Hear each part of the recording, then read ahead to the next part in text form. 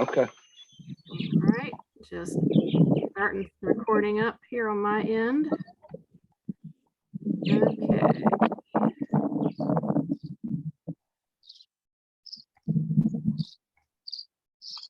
One second here.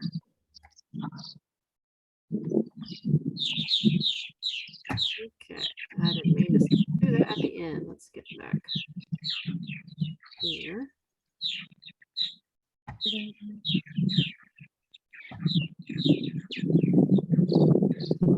Okay, our presentation tonight is going to be on electric predator guards. Our presenter will be Brad Biddle. He is a very experienced marten landlord from Alabama. Your host tonight is Purple Marten Fanatics and the North Carolina Purple Marten Society. I'm going to talk a little bit about both groups, and then I'm going to let Brad take it away. So about the North Carolina Purple Marten Society, or NCPMS for short. The North Carolina Purple Marten Society is a nonprofit, all-volunteer conservation organization run solely on public donations and annual contributions. The mission of the North Carolina Purple Marten Society shall be dedicated to the preservation of the purple marten species through hands-on conservation projects, public education, and scientific research, to encourage responsible colony management, to establish new public colony sites, and maintain existing public colony sites, to recruit new purple marten enthusiasts, and to work with other like-minded conservation groups for the benefit of this human-dependent species. We are an emerging 501c3. NCPMS currently manages 2 public colonies in Wake County with plans to expand, and our members also manage several colonies on private lands across the state. Donations are used to help pay for educational and outreach events, new public sites, and maintenance of the established public sites so that everyone may enjoy the martens. We also have planned scientific research goals. We welcome members from across the state. Purple Marten Fanatics is a group on Facebook. This group is dedicated to helping purple marten landlords of all experience levels learn how to be more successful in a fun and educational environment. Our goal is to bring together new aspiring landlords with experienced mentors on this site that can not only help their colonies succeed, but also to thrive. And Kathy Lane wanted to talk briefly about Purple Marten Field Day. I'm going to stop sharing this for 1 second and pull up hers, and then we'll get started. One moment. Here.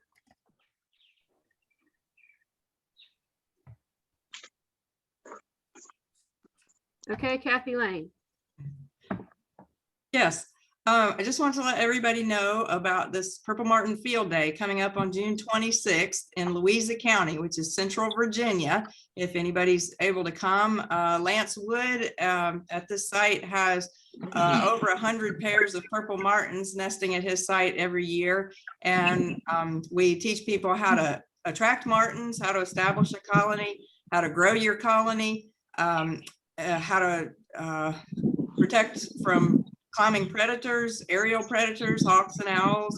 I know some of you guys have more experience with those subjects than I do, but I know you all, some of you've had really bad problems with owls, but just want to share what we know and learn from each other. But we have a great time, and so I'll post the link in the chat in a second, but hope everybody can come, or if you know anybody in Virginia that you think might want to come, feel free to invite them, let them know about it, and we'd love to see any of you. We've had people come from Louisiana before, so we have a good time together, and would love to see any of you guys that are able to make it. Okay, thank you, Kathy. Thank you.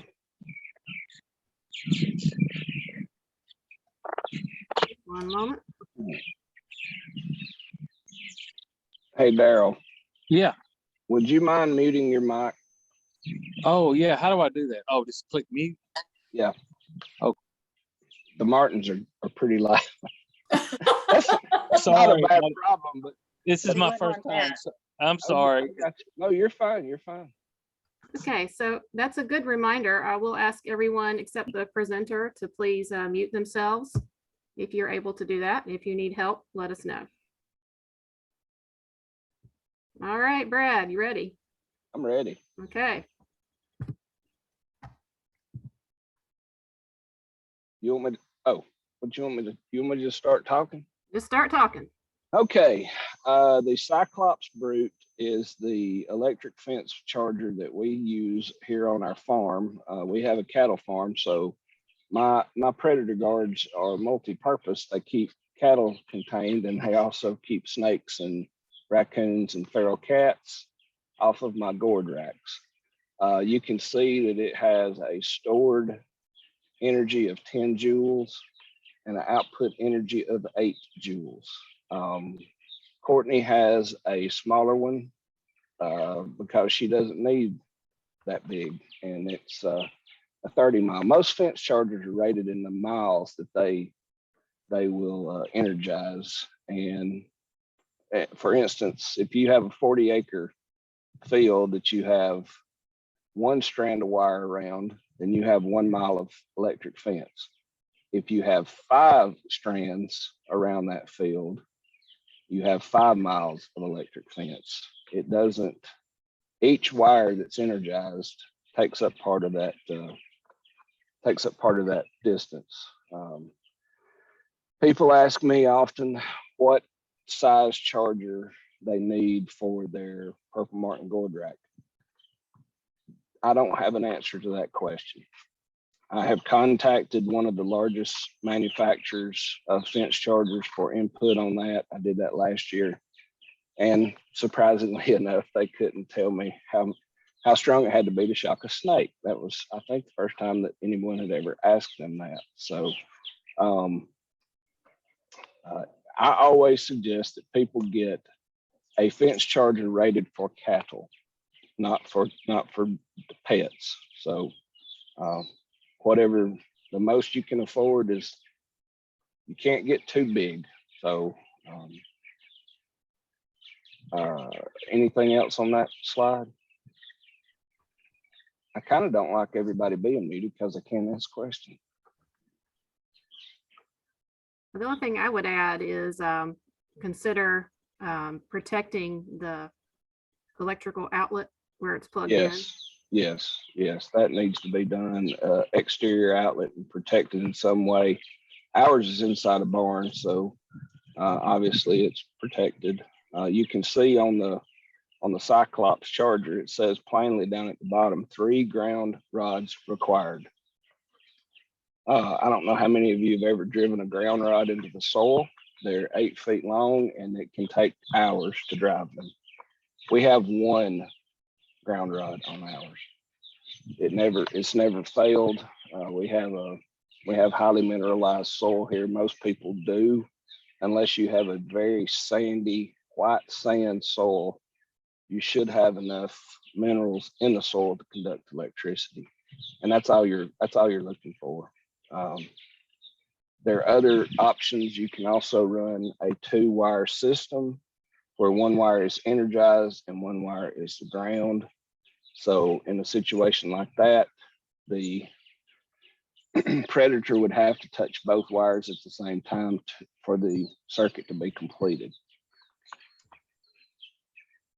This shows you the daisy chain system for connecting 3 ground rods.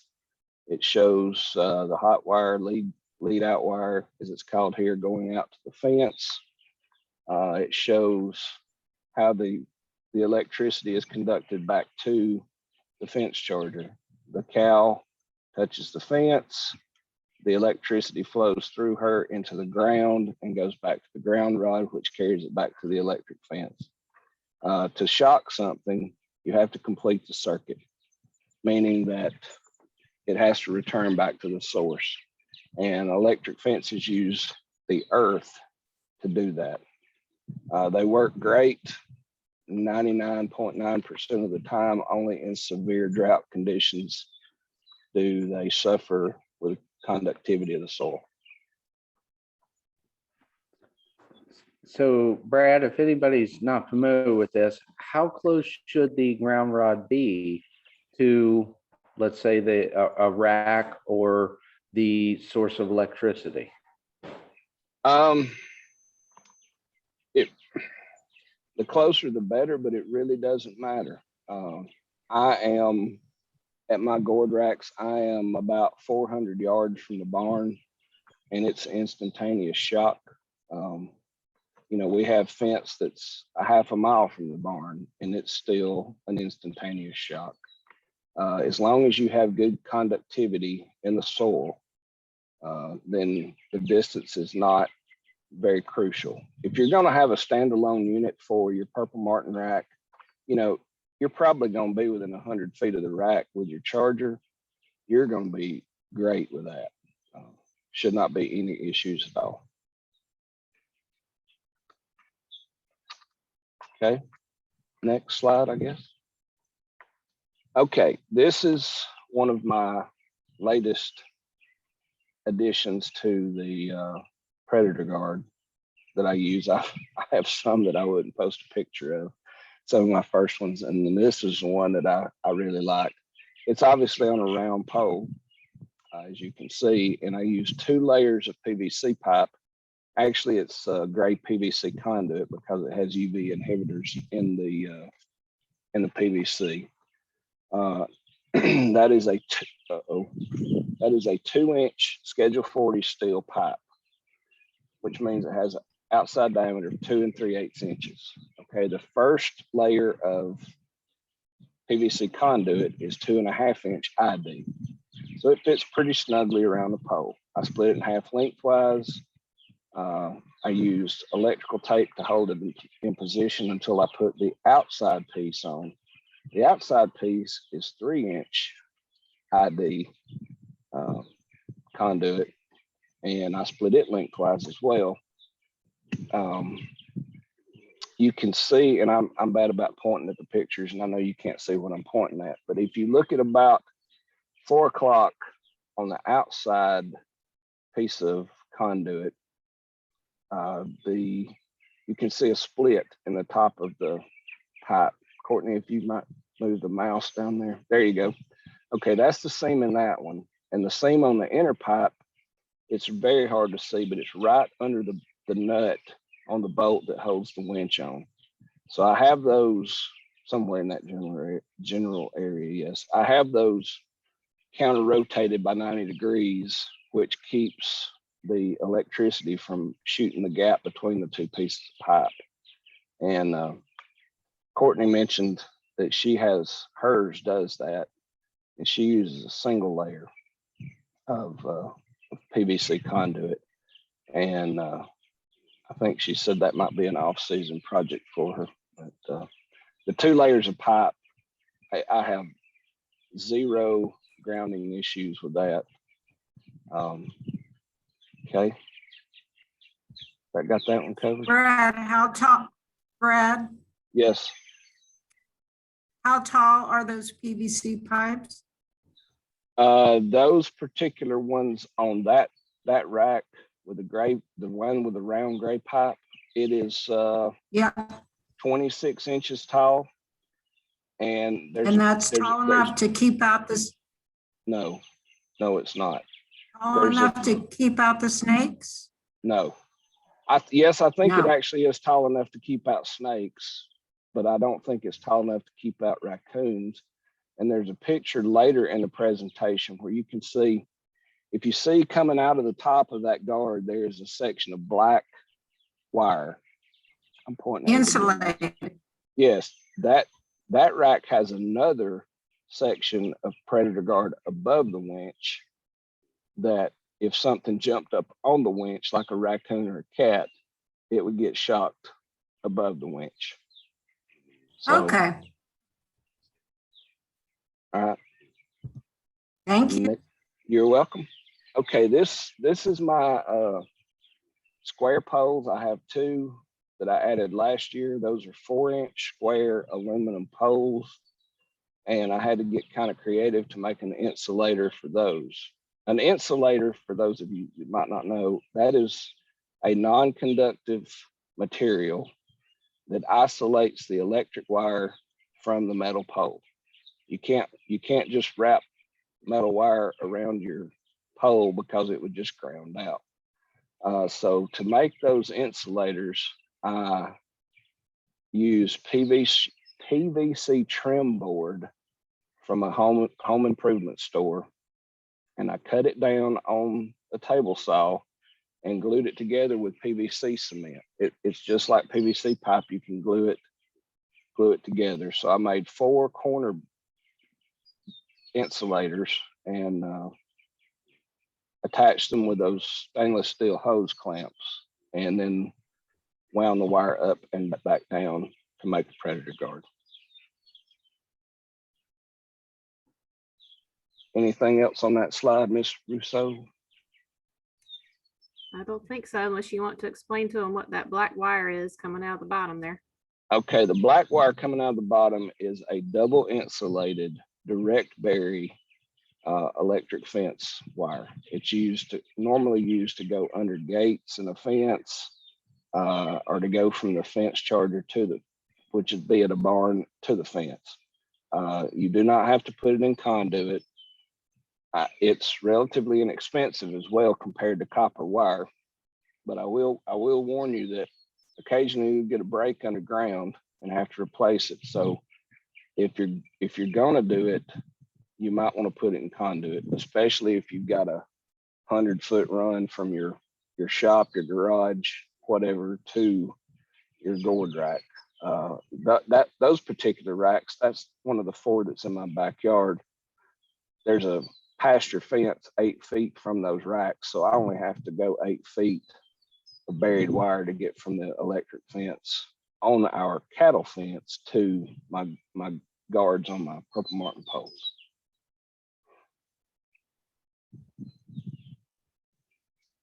There's a better picture of the hose clamp setup.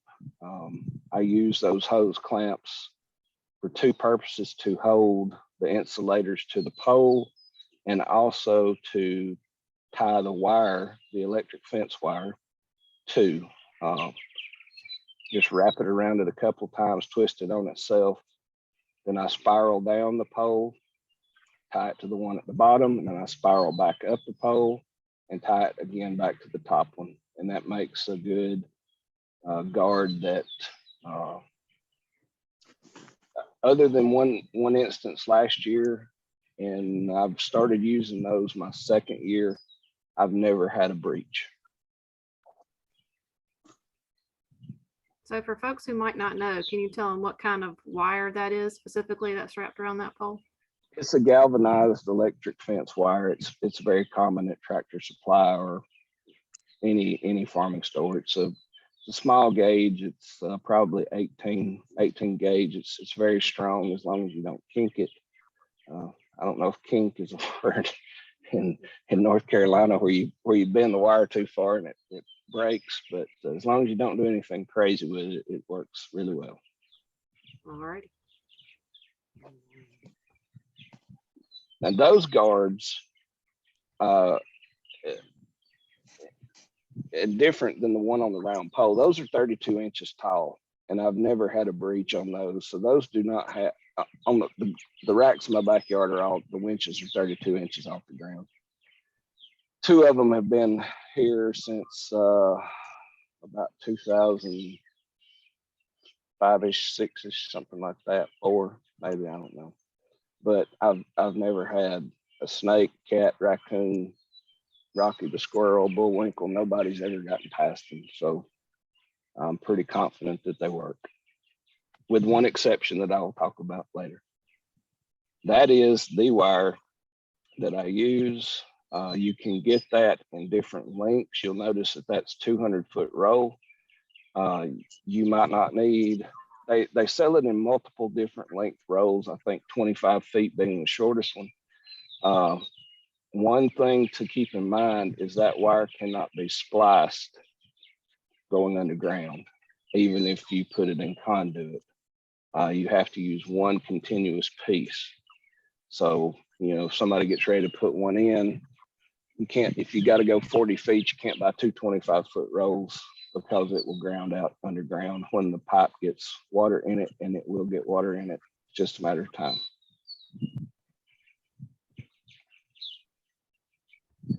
There is a very simple and crude ditch from the pole to the fence. It's about 4 inches deep. I just get it deep enough that I won't run over it with a lawnmower.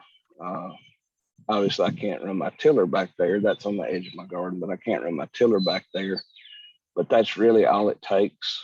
I think the next picture shows the wire in the trench. Yes, it shows the wire in the trench. I put a couple of dirt clods on it to hold it down, and I backfill the ditch, and it's finished.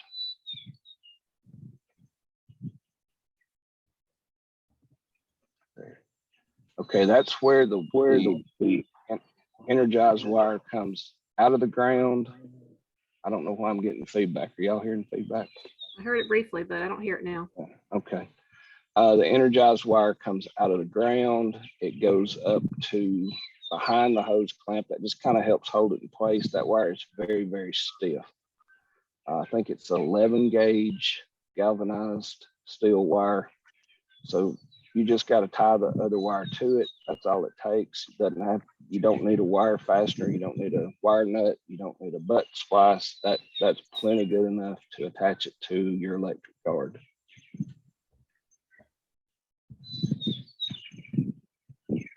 And that is how it's attached to the fence. Just very simple twisty twist. So that's how you power your particular garden. Yes. You just come right Yes. off your cattle fence. That's correct. Mhm. No special anything. Just strip about 6 inches of wire and twist it around. That shows how. That's actually the one we looked at earlier. That shows how it's attached. Comes out of the ground, goes behind the hose clamp. The hose clamp actually holds the wire in place and serves as the conductor to get it to the wire.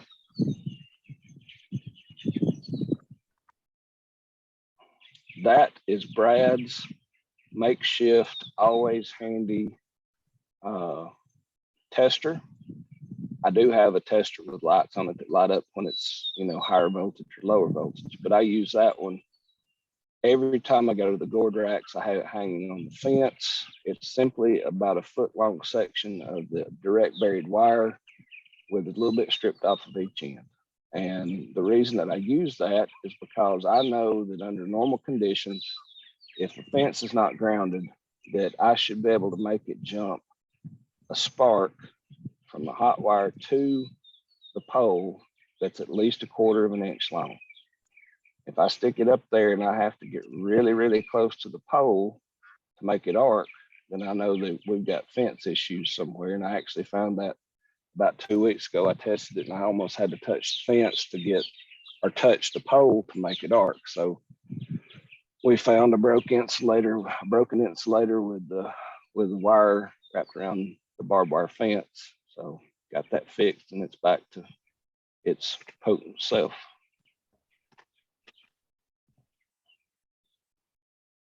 That's very similar to the tester that I use. It's very, as you can see, it doesn't cost a lot. It has no electronics. It simply, the stronger your fence is, the more lights it lights up.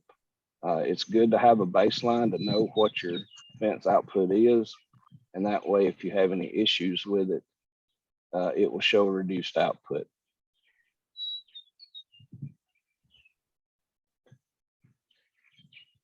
There is Miss Rousseau's high-tech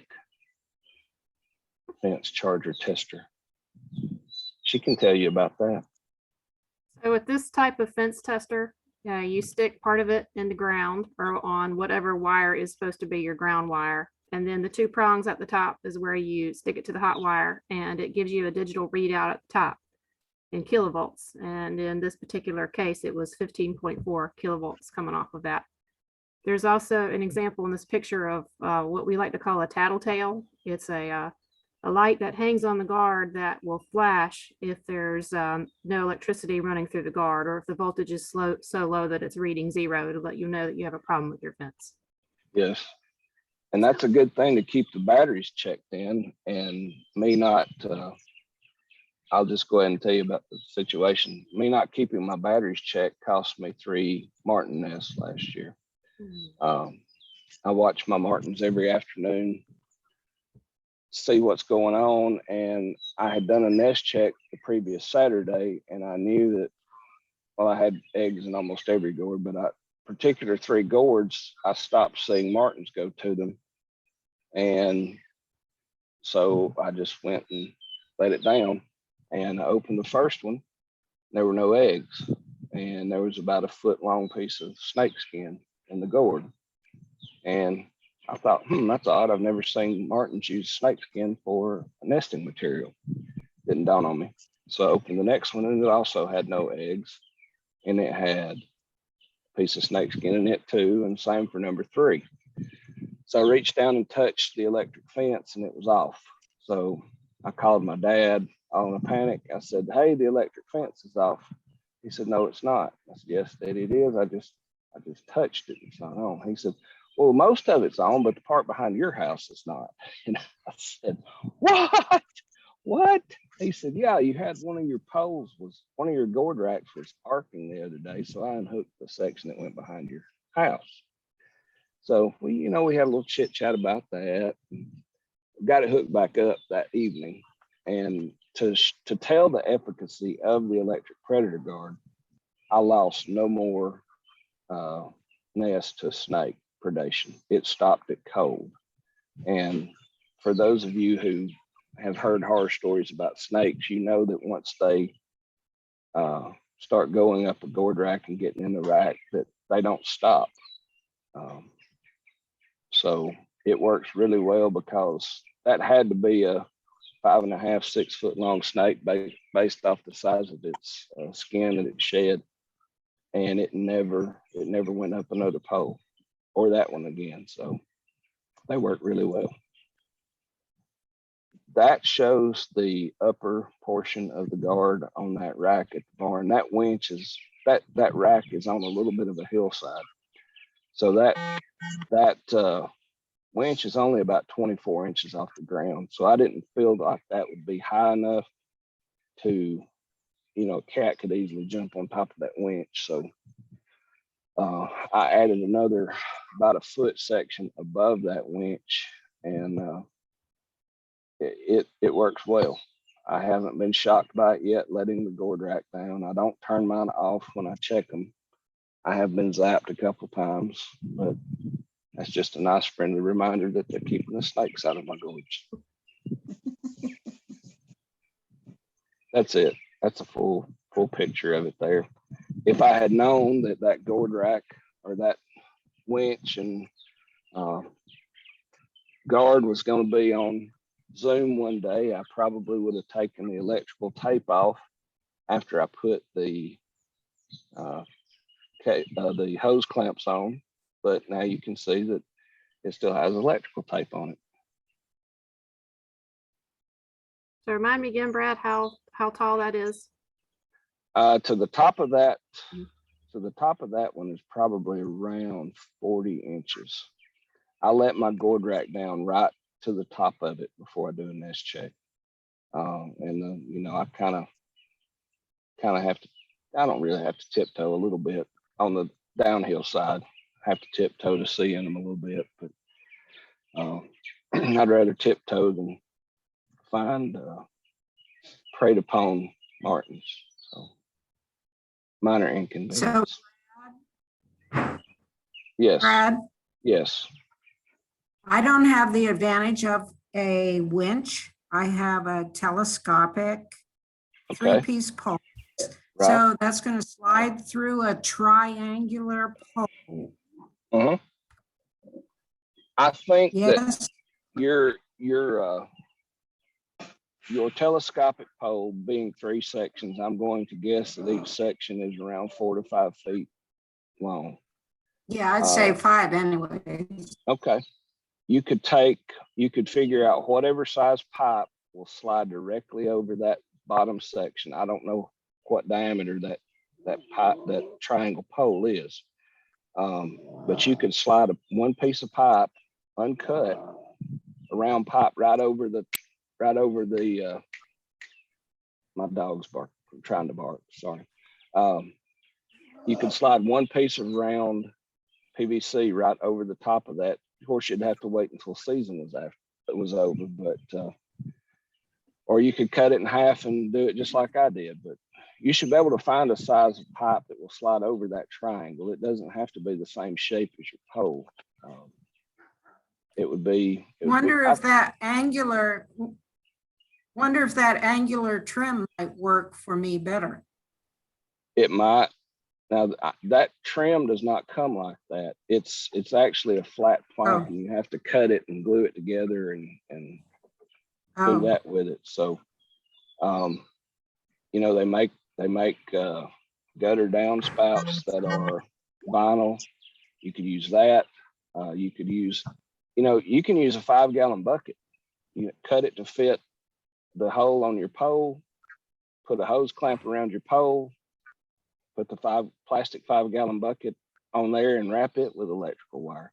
As long as it's made out of plastic, it's not going to conduct electricity. And that's all those insulators are for. They're to isolate the electrified wire from your metal pole, because if you don't, they ground out, your fence is totally ineffective. You can't use wood, but as long as it's any kind of plastic will work. Okay. Thank you. You're welcome. So if you have a question, you can unmute yourself or type it in the chat. We prefer if you unmute yourself so everyone can hear you. Or if you'd like me to pull up the pictures again, if you had a question about a particular picture, we can do that also. I was supposed to give you the definition of an amp, a volt, and a joule. Yes. And I can do that, but in order to do that, I'm going to have to walk down the steps and get my notes that blew off the deck while I was sitting here. A joule is a rating of force. It's not the same as horsepower, so don't think it's the same as horsepower, but the more joules your charger is, the more force is applied to the shock. There's also a term called low impedance that I can't imagine how that got translated. It has an effect on shocking through wet weeds or shocking through grass.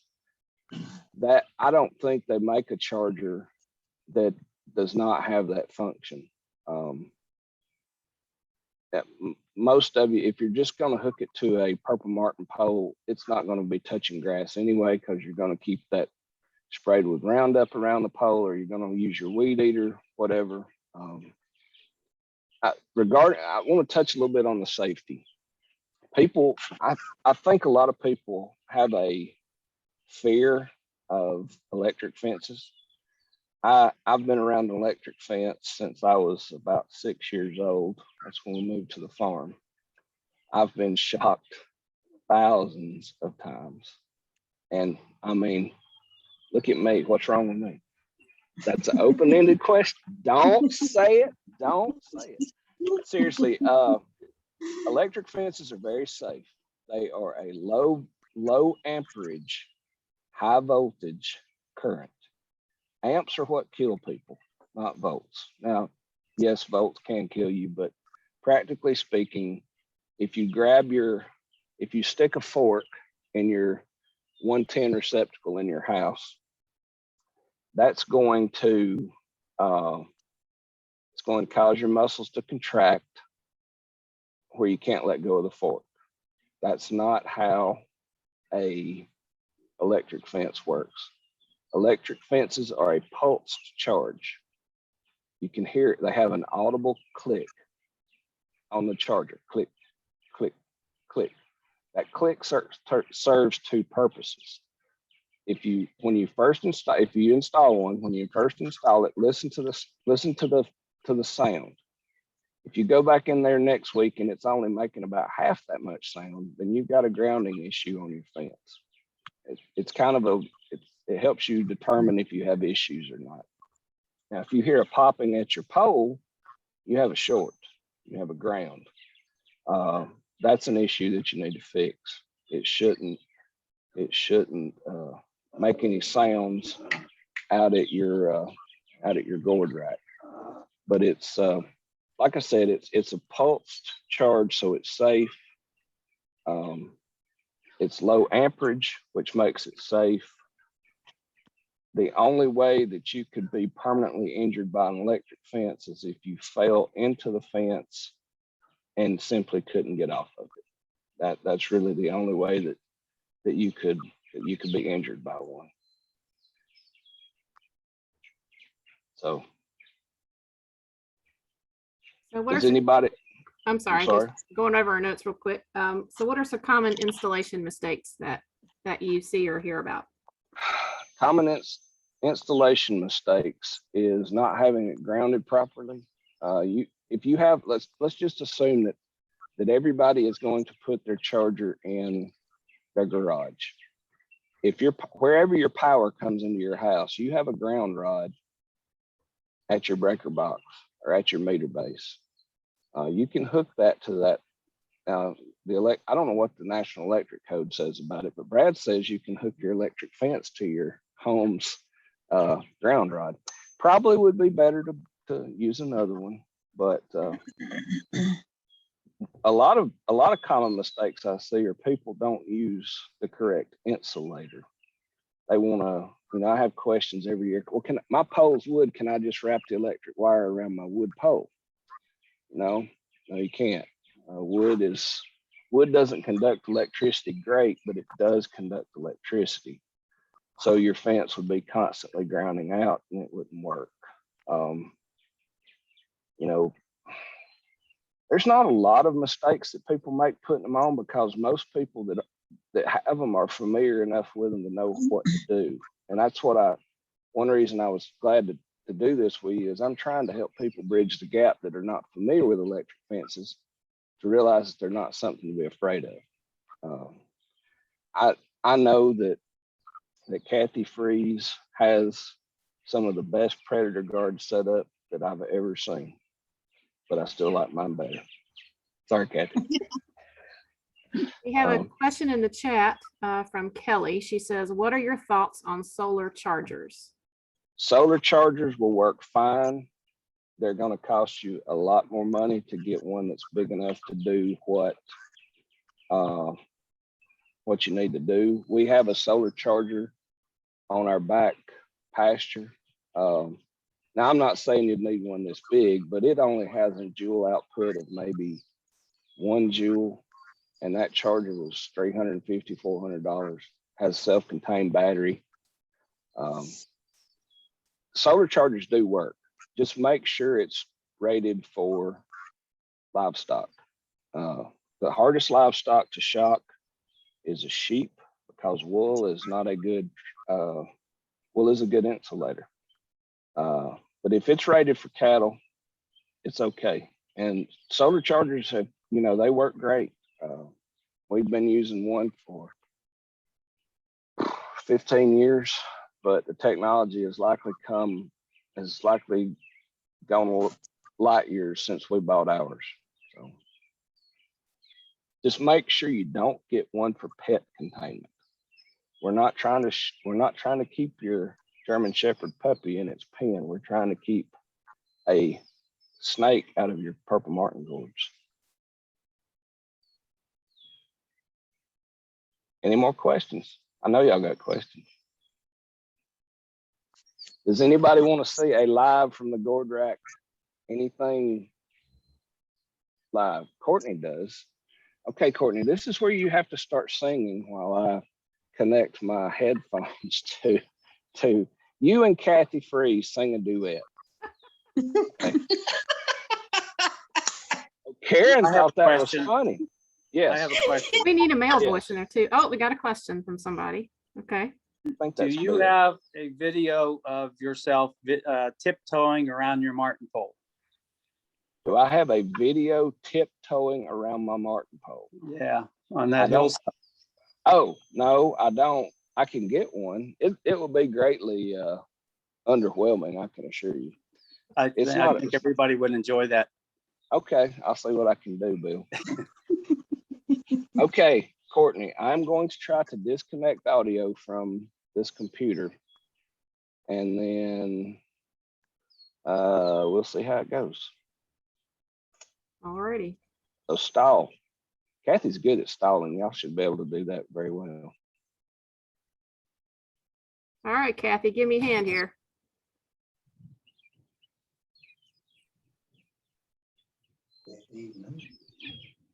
I'm not sure. Oh, she's eating something. And now you're muted. Okay, can you hear me now? Yes. Man, I'm getting good at this technology stuff. Like 15 seconds, not 15 minutes. Okay, now, well, let me unplug my headphones.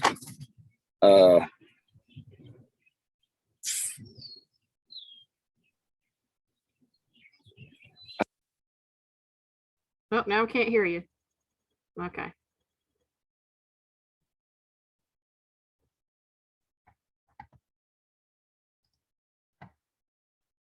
Brad, we only see your elbow, dude. You're getting a really nice close-up of his shirt. It does look clean, doesn't it? It does.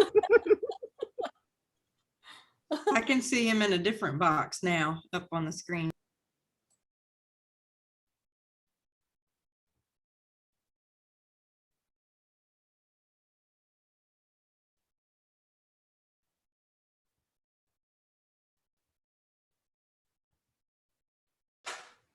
This is what he loses his audio. Uh-oh. Nope, can't hear you.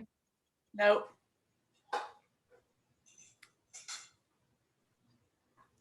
We all can talk now. Yeah. Well, at least we're not staring at his winch. On this one. He's got a nice view of the shirt. Yeah. Hey, can you hear us, Brad? He's listening to his headphones. Can you hear us now? You think he knows where the mic is on his head? He's- What are you saying about getting good at tech?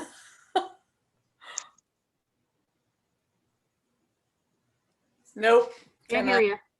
Oh, I wonder what happens if maybe I need to click some shiny buttons too. Yeah. All right, let's try that. Let's see if this works. Can you hear me now? Yes. I Yay. clicked the shiny button. Yeah, you had me muted. Okay. Excellent, says Kathy Freeze. Okay. I'm obviously on a different screen now than I was a minute ago. Look, I got a different cup for tonight. This one has fruit and flowers on it. No stormtroopers.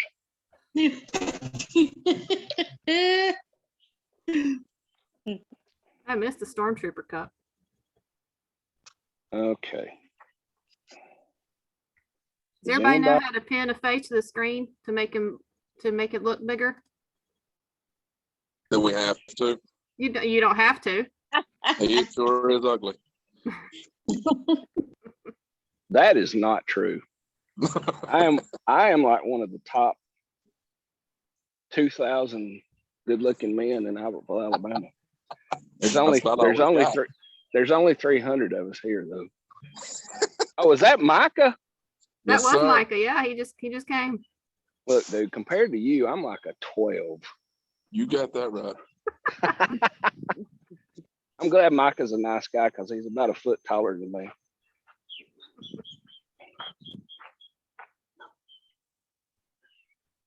Well, if y'all don't know how to pin a face and want to see what Brad is looking at a little bigger, you can click on the three buttons there's a button on the top of the screen of the face and it has three dots in it. You click on that and you can pin it. And that'll make what you're seeing bigger. If you're on a phone, you just double click on my picture. Okay, here is my handy dandy test it every time I walk out here. My tattletale light is right here. Let me just show you what happens when this thing comes off the fence. Okay, it's off the fence. And it's going to start blinking. There it goes. See it blinking?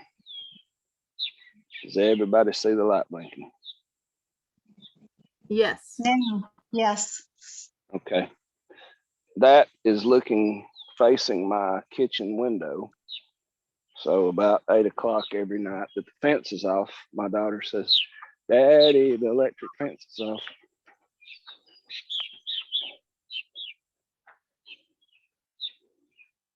This is what Mr. Snake's gonna get to feel. Y'all see that? Mhm. I'm sure you Yeah. can. I'm sure you can hear it.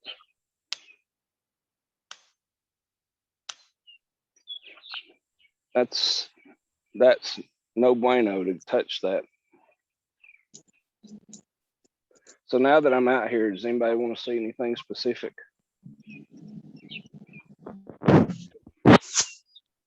You can see the seam. Almost touched that. You can see the seam where I glued that piece of trim board to that one. And like I said, this is all made out of PVC, so you can use regular PVC cement to make those.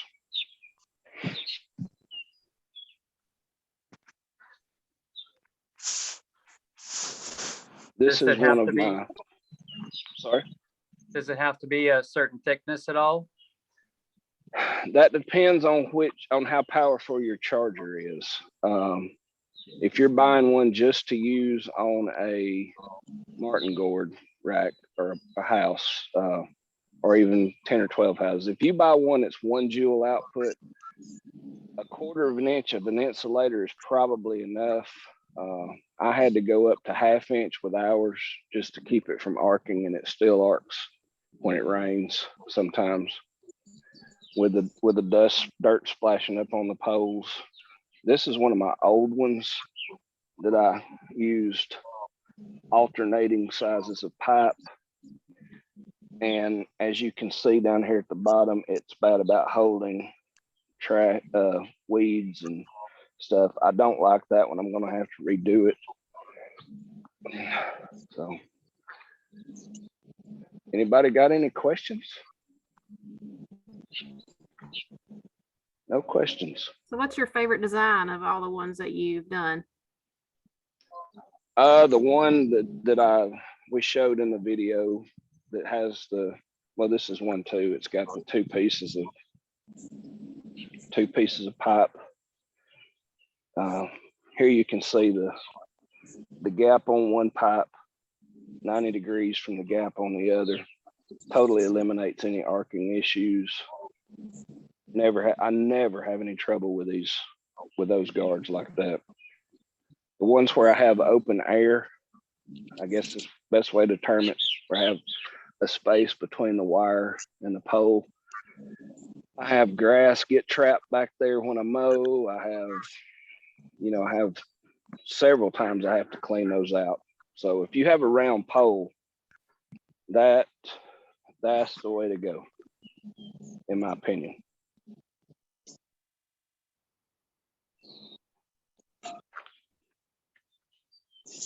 Any other questions? Where's the part I have a- back because you got electrified? I'm sorry, I didn't hear that. Part happened that, where you're flat on your back because you got electrified. Tammy, we can't hear you very well. Oh, sorry. That's better. I was just What did wondering, you say? are we gonna see you get electrified? No, ma'am, you are not. Sorry to disappoint you. I think I will. Now this is the country boy method of checking a fence. I wasn't gonna do it because it is a little wet. We got probably an inch of rain today that we desperately needed. But just for you, Tammy, I'm gonna do it. This is a seed head from Italian ryegrass, which I absolutely hate. So you have your electric wire right there, and you lay the grass blade on it. Okay, my hand is a foot from that, and I can already feel tingling in my fingers. So if you don't, that's a good bit of tingle right there. I'm not going to push it any further than that, but you can actually work that seed head towards the fence until you feel your fingers start tingling and you know your fence is working.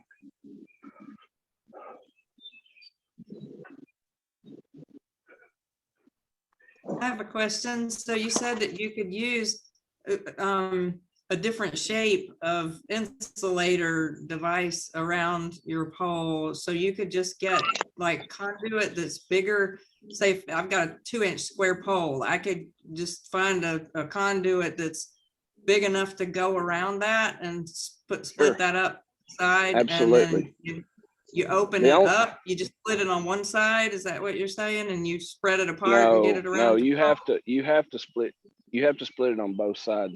It's really Okay. tough stuff. Okay. But I'm guessing that you would have to use something close to a 4-inch to go around a 2-inch square Okay. pole. I don't think it would go in 3.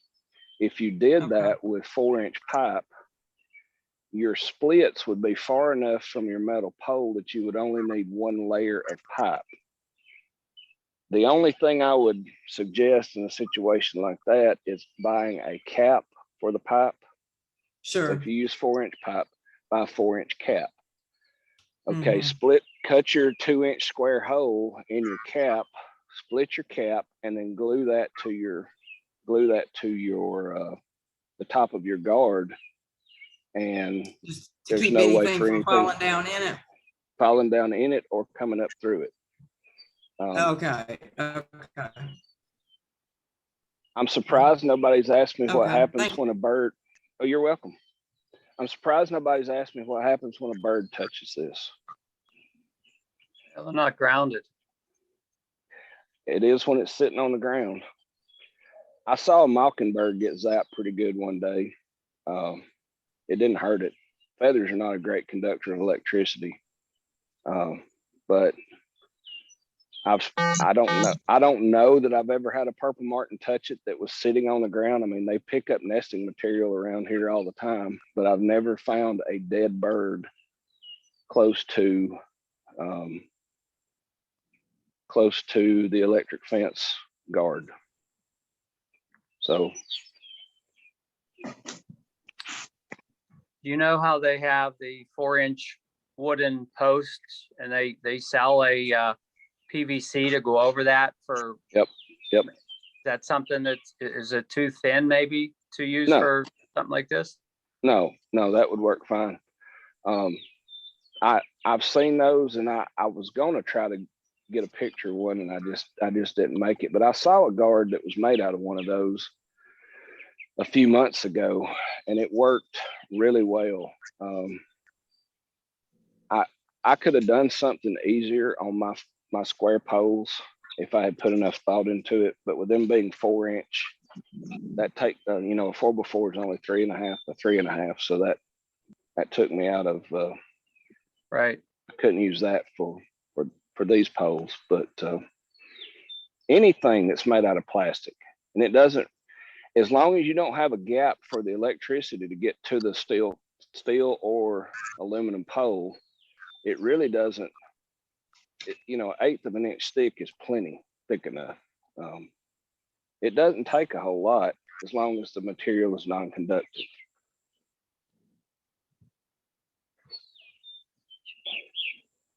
So what would be the reason that you wouldn't use on your square pole that you kind of ripped the PVC trim board and made corners out of it? Why would you not just take a whole board of the PVC and put it up each side, and then you wouldn't have any gaps underneath where grasses would catch in those gaps? That's a very good question, and I have a very good answer because I'm a cheapskate. Okay, yeah, I hear that stuff's expensive. those PVC trim boards, it would have cost about $120 or $30 to do those 2 poles if I'd have done it solid. God. Wow. stuff's like $30 for a 6-foot board. It's crazy. Wow. Hmm. All right. So thanks. Brad, Yes. what if you were to use like styrofoam? Don't think that would work because it would hold enough moisture to conduct electricity. Oh, I'm not saying it won't work. I've never tried it. If you used a high density Okay. styrofoam, like the blue board stuff that you insulate buildings with, that yep. it might work. I'm not going to tell you it won't, and I'm not going to tell you it will because I've never tried it. It could. It very well could. Yeah, but UV from the sun really tears that stuff up. Oh yeah, it's not going to last too long, but yeah. You know, vinyl siding from your house might work, but you'd have to stack several layers to eliminate any gaps for electricity to get through. So I'm just going to compliment you on your weed eating because it's really easy to chew up an insulated wire with your weed eater. So we've had to use even conduit coming up out of the ground. Anything exposed is protected by the conduit pipe around the insulated wire. Yes, absolutely. That's 100% correct. And that's why I typically don't weed eat around these poles. The way I look at it, if God had intended for man to continue using weed eaters, he would not have allowed Roundup to be invented. So, I round up everything.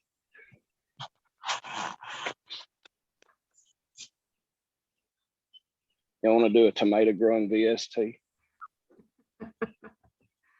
Gourds and tomatoes, sure. Kathy, that's a tomato plant, and it's not aroma for Kathy Freeze. I don't know. It looks like a dandelion to me. No.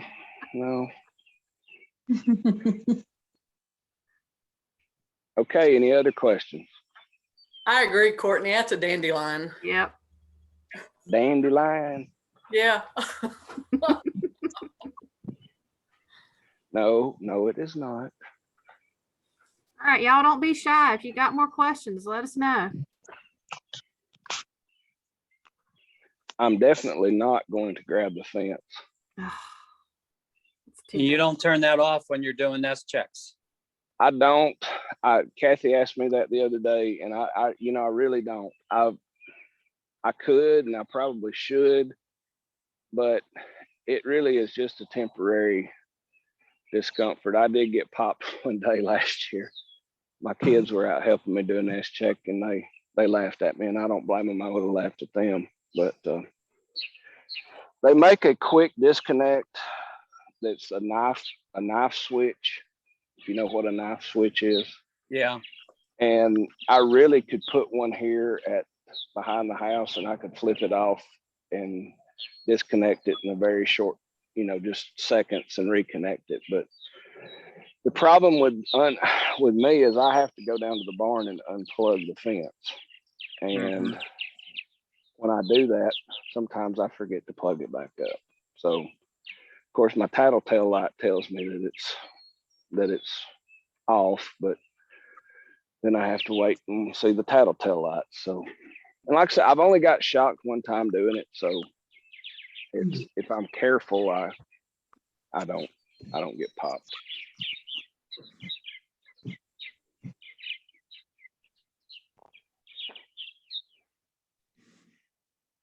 Any more questions? It's pretty informative. We appreciate it, Brad. Well, thank you. And like I said, I mean, if there's any other questions, there are no stupid questions. I promise. Hey, Brad, could you give us another shot of your gourd racks, please? You just had one, but. Get over here where I can get them kind of all in a row. There we go, right there. Hold still now. Oh, you're doing one of those screenshots. I am. You want to see his winch again? For those of you who don't know what that means, when we started doing these virtual site tours, very quickly after we opened the site, I did the first one. And I had my highly trained purple martin named Earl that I was feeding superworms to. And then I was going to show everybody my predator guard. Well, when I walked over to show my predator guard with my phone, I lost my signal. And for about 10 minutes of airtime, they all stared at a frozen picture of my winch. And I didn't know anything about it. I told them all about my predator guard and told them all about everything.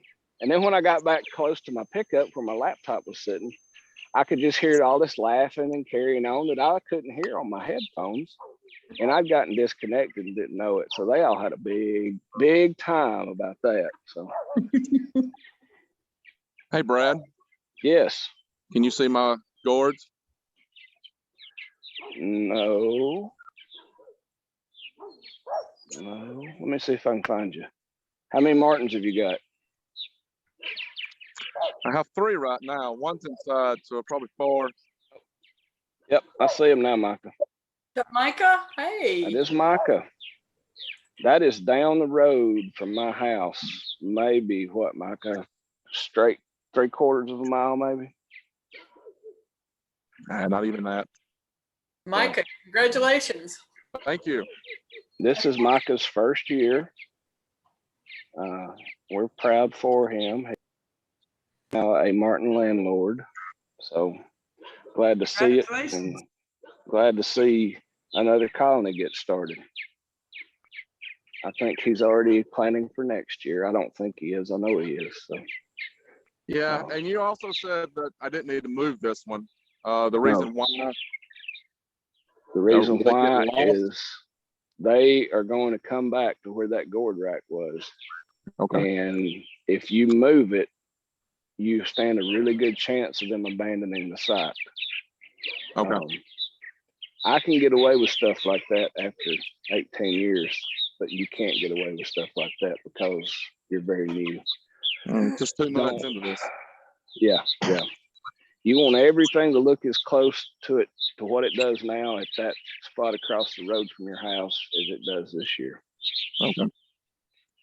Well, I know I need to put a winch system on it, so I may have to get some engineering from you. Sure. I mean, I'm not talking about, you can modify the rack, but just leave it in the same spot. Okay. Right now it's on a hinge, so you have to lay it all the way on the ground, and I know that ain't gonna be good for nest checking them all. So. No, you won't be able to do that.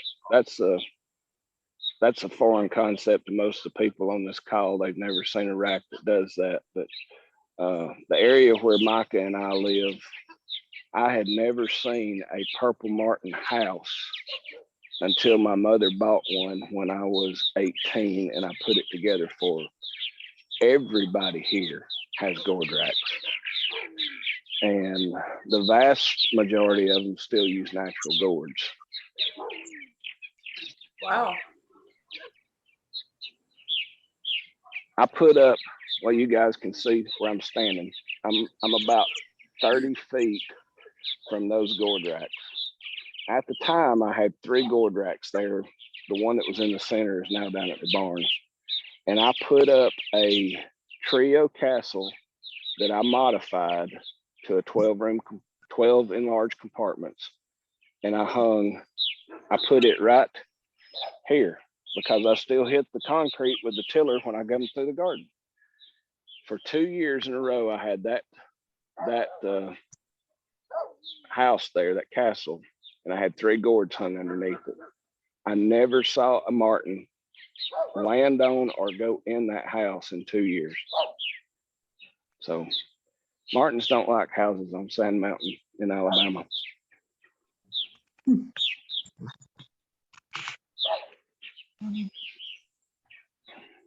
Any other questions?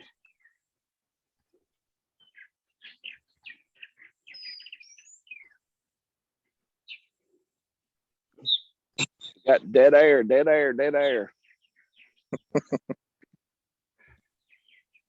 Nobody has any more questions? Kathy, was there anything else you wanted to say about the group, the Facebook group? Who? Me? You or Kathy or Tammy? Kathy, you got anything? No, I think Fanatics pretty well describes the group. Yes, I agree. Trying to control everybody is like herding cats over there. So just so you guys know. Well, it doesn't help that I'm like the ringleader of most of it either. No, Courtney, I thought your description was very nice of the North Carolina group. So that was I agree. I agree. Thank very you. professional. I'm very impressed. Very nice. I know. Very nice. The Martins are all coming home, apparently. I don't know if y'all can see them that well, but they're swarming around. We have I hope it's something that carries on up through Canada, but it seems like we have a very strong SY migration this year. I had the largest single day arrivals that I've ever seen about a week ago. And the day that I posted about that, Tony Garrettson from Kansas he said the same thing. He said he'd never seen that many birds arrive in one day. He had SYs roosting all over his gourd racks that night. And then Bill Winger shared a video from South Alabama. That was that same day. And there were thousands of purple martin roosting at a pulp mill or something. Paper mill, yes, paper mill. So I hope that there are lots and lots of SYs coming to start lots of new colonies. I've not seen any subadult males yet, but I've got 3 subadult females. Yeah, I haven't seen any. One subadult male, Courtney. You said you have 1 I haven't subadult seen male, any. Kathy? Yeah. Larry, how I about you? haven't seen any. Was that I Daryl? haven't seen any SYs yet. I can't tell Got about on my phone. Who was that? Is that 80. Daryl? I'm full at my 12 gourd rack and I've got extra subadult males. So I'm going to send them to you guys because last year I had really bad problems with them stealing babies. They're not always fun. I hope I get some SYs because my colony has been down a little bit last few years. So. Now, who is that talking? I can't tell. That was That's Larry just Arnold. Larry Arnold. Mhm. Okay. I'm in Where do central you North Carolina. Okay. Well, maybe you'll get a bunch. I hope. I mean, I got about 80 pairs of ASYs so far, but How Well, many you got I'll pl- send mine back to that, back to you or the new landlord. You got plenty with 80 pair. You got plenty of martins to draw in more. So if they Yeah, come but- through there, they're going to come see you. well, I have 180 gourds and we get about 150 or 60 of them with martins in them. But Yeah. a few years I've been good to get 100. Really? 100 nests, Right. but I have a bad hawk problem. Yeah, that doesn't help. Doesn't help. Well, nobody else has any questions. I say we wrap this thing up, but I have enjoyed it. And Courtney, thank you for asking me to help with this. I had to do a little studying so I would sound a little more semi-educated. I didn't like it, but I did it. So, Hey, Brad, say it. yeah. Say it. Say it. Say it. Incubation. No, it's incubating is what I have to say. Okay, everybody that can see the closed captioning. When I say I've got females incubating, did it do it? No, it actually said incubator. It learned. It's learned. Dang. Yes. This one speaks a little bit of Southern, so Yeah. Yay! Yeah, the other day we do a VST. We've been doing them once a week. We're probably going to slow down a little bit on that, but we call them virtual site tours, and we do one every week. And since I'm one of the few members on the site that had eggs, I got volunteered or voluntold by Kathy that I was doing the nest check, showed people how to do nest checks. So when I said the word incubating in my southern drawl, it typed inky bacon on the closed captioning. So I think Kathy's talking about getting shirts made that say inky bacon, and I don't know. Y'all may see it on like Jeopardy one day. I don't know. Who knows? So I have received lots of ribbing over my inky bacon statement. So, but I don't care. I'm Southern and proud of it. Yeah. Courtney, thanks a lot for asking us to co-host with you. I was really enjoying it. Yes, we did. We were excited, Courtney, from day one. We were like, oh, that's great. Yes, co-doing it. That we could do any of them with a co-host or co-group. There's no reason to be exclusive. Well, thank you We're so all much in for it. doing this. I appreciate Well, it. you're welcome. You're welcome. I hope it helps Yes, somebody. thank you very and much for letting us join. If any of you have questions, if you're trying to install one and run into a roadblock, feel free to message me. I'll be glad to help you any way I can. It's really not scary, and that's the biggest reason that I wanted to do this, because most people are afraid of electric fences. I've talked to numerous people. Oh, I have dogs. Well, guess what? Your dog, we had a neighbor's dog that tried it out, and he doesn't come over anymore. He hiked his leg on one of my gourd racks, and he jumps about 6 feet off the ground, but he stays in his yard. He stays in his yard now, which is good. So, but it's nothing to be scared of. Yeah, no kidding. Ouch. It's not going to kill you. It's not going to hurt your grandkids, but it will. I'm pretty safe in saying it will keep snakes and raccoons and feral cats and that was a good one. Off your gourd racks, and that's what it's all about. The electric fence keeps them from getting to the pole. If they can't get to the pole, they can't climb the pole. All right. Thanks a lot, Greg. All right, Thanks, guys. Greg. Hey, thanks, Yes, ma'am. everybody. Thank y'all. Thank you Enjoyed very it. much. Thank All you. right. Thank you. Y'all have a good Thanks a evening. lot. Thank you. Bye. Thank Bye. you. Bye-bye. Bye.